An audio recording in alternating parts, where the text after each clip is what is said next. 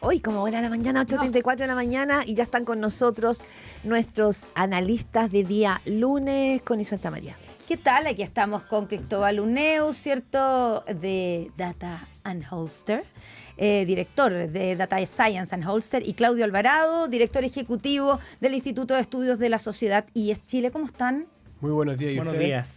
Bien, pues, ¿cómo están ustedes después de este fin de semana? Porque comentábamos antes de entrar al aire que, claro, el viernes estábamos en las 40 horas, el jueves estábamos en la ENADE, las 40 horas, el crecimiento económico, y hoy día cambió completamente. Estamos en 3 días de duelo, estamos en los días de duelo. Hoy día el tercer día de duelo nacional. Bueno, es que la pregunta llega a ser tonta. ¿Cómo evalúan, cómo ven lo que pasó el fin de semana? Tonta en el sentido de que es tan brutal el escenario, es tan tremendo lo que pasó en Cañete y la manera en que fueron asesinados 3 carabineros que no sé mucho cómo preguntarles, porque es un punto de inflexión, no lo es. ¿Cómo lo ves, Cristóbal? A ver, primero, terrible la noticia y lo que implica, ¿no es cierto?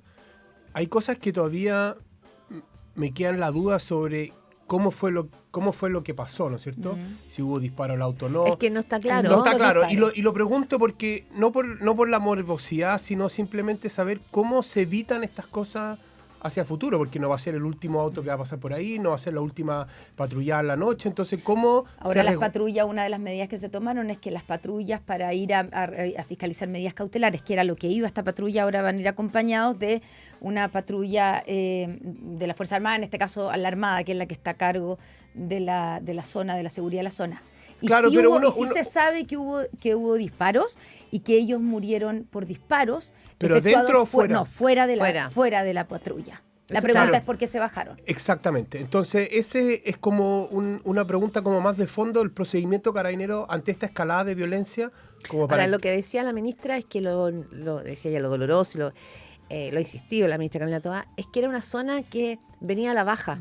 Es una zona muy peligrosa, muy peligrosa, de las zonas más rojas de allí. Algunos dicen que es la ruta, la que separa Cañete de Tirúa, la P72, la famosa P72, que es la ruta más peligrosa. Claro, es la más ruta. Entonces ella decía que lo que había sucedido es que había bajado muchísimo. Se confiaron entonces para las medidas de protección.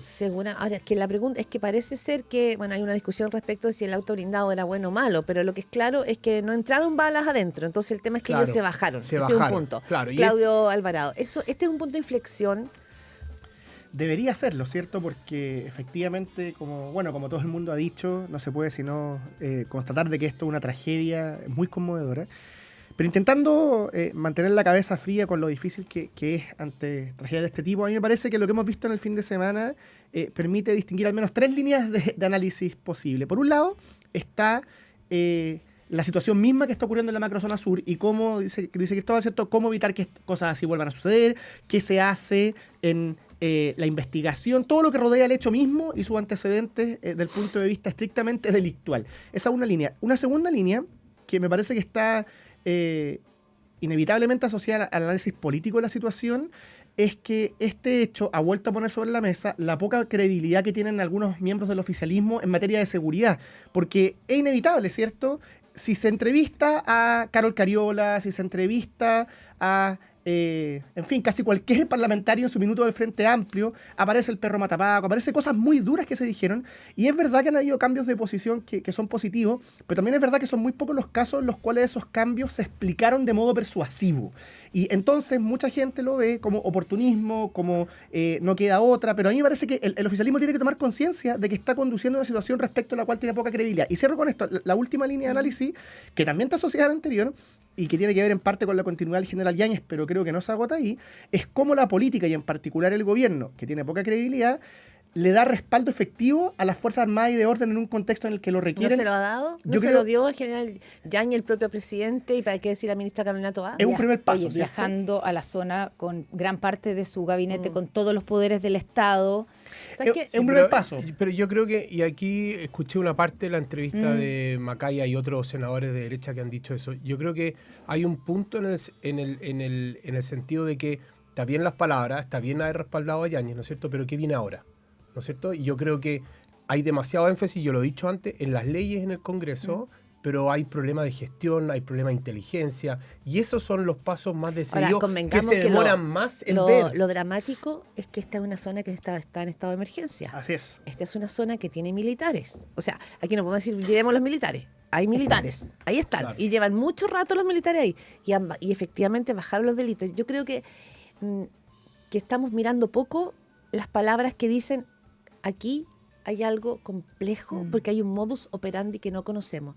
Me pasa que a veces en el mundo político, sí, está bien, efectivamente, el presidente tiene, ¿cómo se dice? Tejado de vidrio con todas las frases respecto de eso, y su generación también, pero estamos hablando de que tú acribillaste a 3 carabineros, los quemaste y te llevaste sus armas y sus cascos. Si esto, que no lo ha dicho directamente la ministra, pero lo ha insinuado el fiscal nacional y lo ha insinuado el subsecretario Monsalve, estamos frente a un acto que Chile no conocía. No solo que nunca habían muerto en 38 años de esa manera las policías, estamos frente a un acto y nadie se lo ha, ¿cómo se dice la palabra? Asignado. No hay una ya no hay una reivindicación. Que es lo que normalmente ocurría. Ni en silencio, ni siquiera han de decir, no, yo no. Entonces yo digo, ¿cómo hacemos foco en que aquí la amenaza puede ser mayor? Es que yo creo que este no es un hecho aislado, y esto es el primer hecho que ya había pasado antes en distintas direcciones e intensidades, y por lo tanto yo no creo que sea un punto de inflexión hasta que la clase política en su conjunto se ponga de acuerdo, pero de verdad, ¿no es cierto?, en cómo vamos a salir de este problema estructural. Porque este no es un problema que va a afectar solo a este gobierno, va a afectar probablemente a los gobiernos que siguen hacia adelante, porque el crimen organizado está subiendo el problema del narcotráfico. Entonces la pregunta es cómo nos ponemos de acuerdo en un plan de largo plazo que tenga distintas etapas y no sea solamente la medida coyuntural para la cuña de ahora. Y yo creo, ahí es donde yo veo el vacío, porque la oposición, con justa razón, dice al gobierno, ya, hecho no parar. ¿Y qué proponen ellos? ¿Quién es el gobierno en 2 años más? Yo quería agregar que respecto a los hechos y no palabras, la verdad es que las propuestas que se han vertido, que se han, digamos, puesto sobre la mesa, de algún modo confirman lo trágica de la situación, porque confirman de que partimos muy atrás. Fíjense, ¿cuáles son las propuestas, digámoslo así, del punto de vista institucional? Pongámosle discusión inmediata a las RUF, a las reglas del uso de la fuerza. Eso está muy bien, es un piso básico, pero al mismo tiempo te demuestra lo tarde que partimos, porque esto lleva 1 año discutiéndose. Después, ley antiterrorista. Ayer el fiscal nacional decía en Tolerancia Cero, esta ley es muy mala, es arcaica, pero bueno, ¿cuántos años lleva la clase política con eso ahí votado? Entonces yo estoy de acuerdo con Cristóbal en que no todo dice relación con las leyes, pero parte de hacer frente como Estado a lo que estamos viviendo es ponerse al día en lo que partimos muy atrás.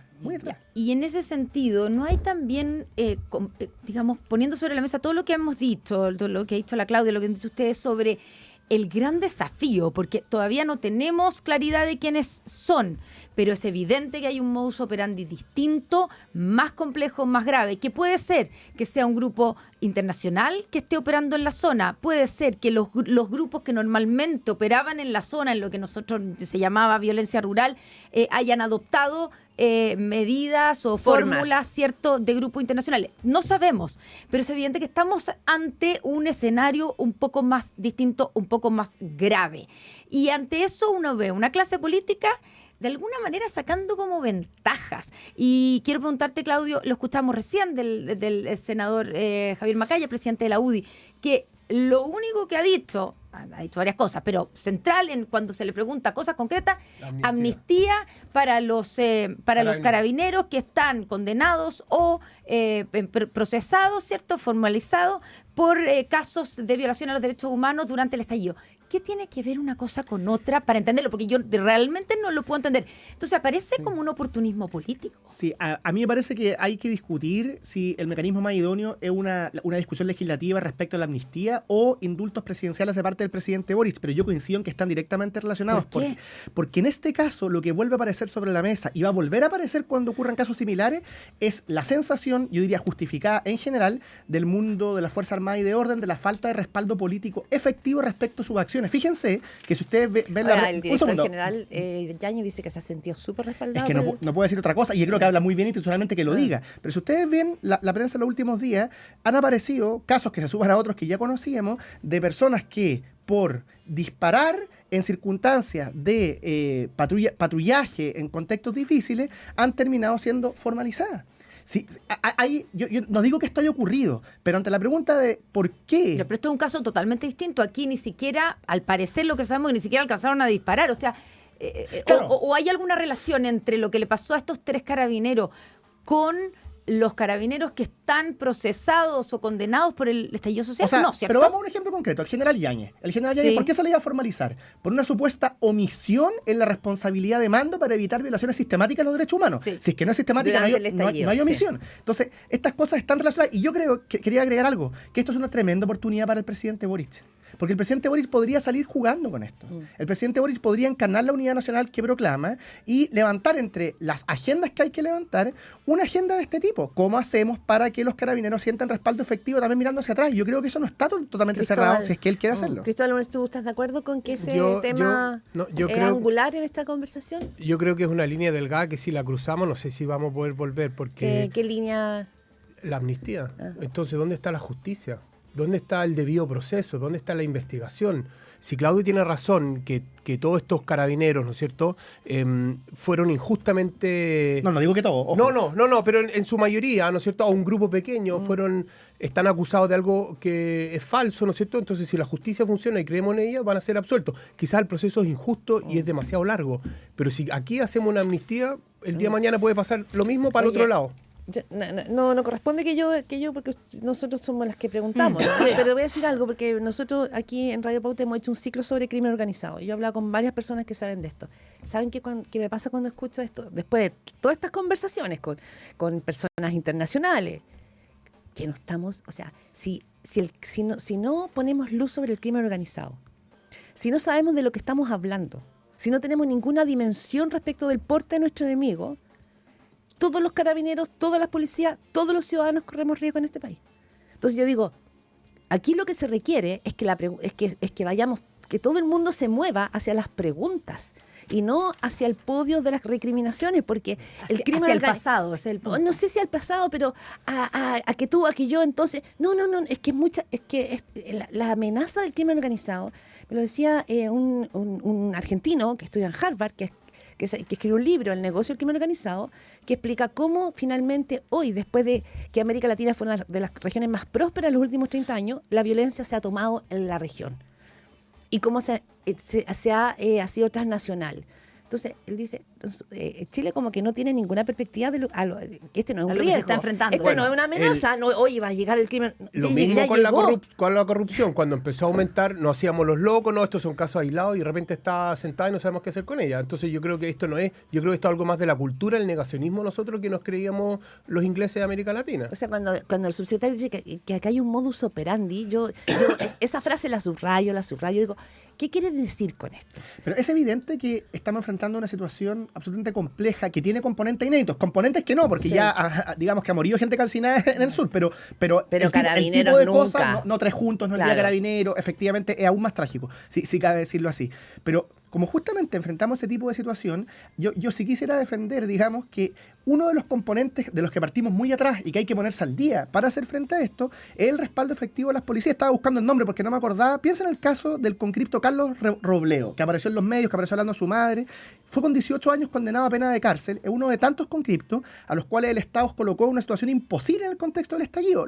Los puso en la situación de reprimir desórdenes públicos en un contexto excepcional para que ninguna institución estaba preparada. Cuando uno ve los detalles del caso se da cuenta que la condena, si es que no es injusta, digamos, pega en el palo. ¿Y por qué tiene que ver una amnistía? Aunque yo prefiero los indultos presidenciales porque creo que además le permitirían recuperar credibilidad al presidente Boric. Pero ¿por qué me parece que esa agenda es válido preguntarla? Porque daría una señal de respaldo a la fuerza. Si es que esto no ocurre, ¿qué es lo que va a pasar? Si es que no hay un signo visible, va a quedar la sensación de que las fuerzas que hoy día están en el gobierno, esto es por el bien de ellos también, son una especie de free riders en el tema, que abrieron la puerta del indulto cuando eran los presos de la revuelta, no se atrevieron a cruzarla completa en casos como esto. El gobierno pide ayuda a la derecha respecto de proyectos que en su minuto cuando era oposición no estaba dispuesto a apoyar, y cuando se vuelva a la oposición, ¿qué van a hacer? Entonces, la pregunta es política del punto de vista de qué hace el Estado para estar al día. Yo creo que no es irrelevante tomársela en serio tampoco. No. Lo que yo digo, la pregunta hoy día tiene que ver con las amnistías o la Claro. pregunta hoy día tiene que ver con Pregunta, ¿cuál es la señal que se nos está dando con este triple homicidio y con esa ferocidad que tuvo? Que se hace en el día del carabinero, O no sea, en el cualquier El día. Estado entero está desafiado. Ya, por eso, ¿cuál es la señal? ¿Tú sabes? Yo no logro entender cuál es la señal. ¿Es por Yaitul? ¿Es por territorio? No, sí, yo creo que Es que no me parece que hoy hay día un la llamado, pregunta es como más lo que- esa, ¿Era por la ¿no? formalización del general Yáñez? claro, No sabemos. Hay un llamado que hacen después, ¿no es cierto? Leí en alguna parte Sí, que dicen a la comisaría donde Sí. dicen los vamos a ir a quemar, vamos a ir a Sí. quemar la comisaría. Eso es Entonces, para Cañete. Eso para es Ca- una amenaza después a la comisaría de Cañete, De que Los queda a Álamos. 25 kilómetros de la de Los Álamos. Claro. Sí, ¿De es bien dónde, cerca. ¿De dónde eran ellos? Ellos eran de Los Álamos, Sí. ¿ya? En la comisaría de Cañete, que es bien cerca, estamos hablando, 25 kilómetros, y que es donde sellaron ayer, por ejemplo, a los detenidos que estuvieron.